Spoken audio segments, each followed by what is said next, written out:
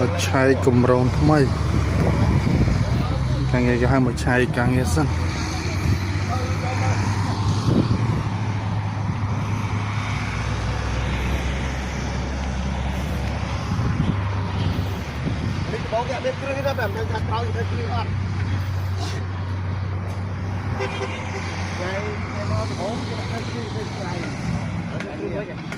tăng đây bọn nó thầm mình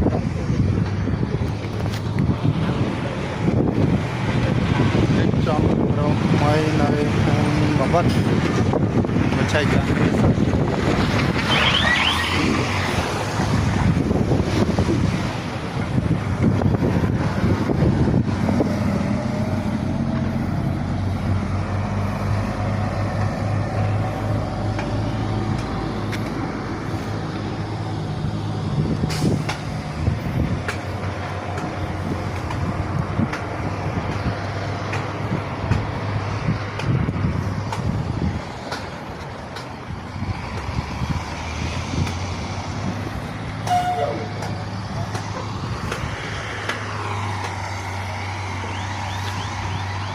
càng nghe nơi trong bằng vận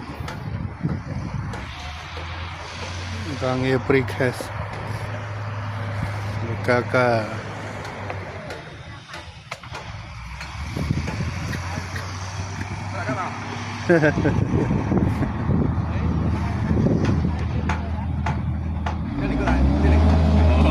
check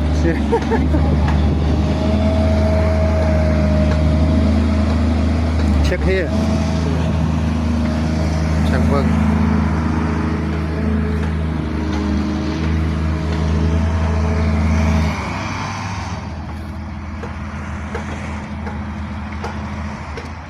đi nghe đây cơm má đập đi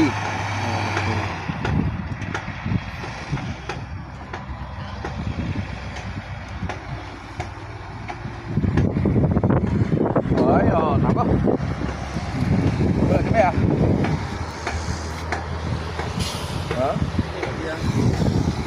đây cả hả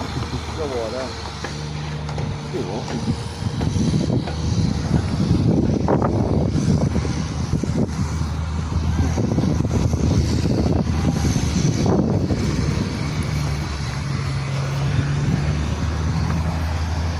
cùng rong cái thơ đập vì làជាប្រភេទព្រីខេក្រុមហ៊ុនសៀងហៃដែរ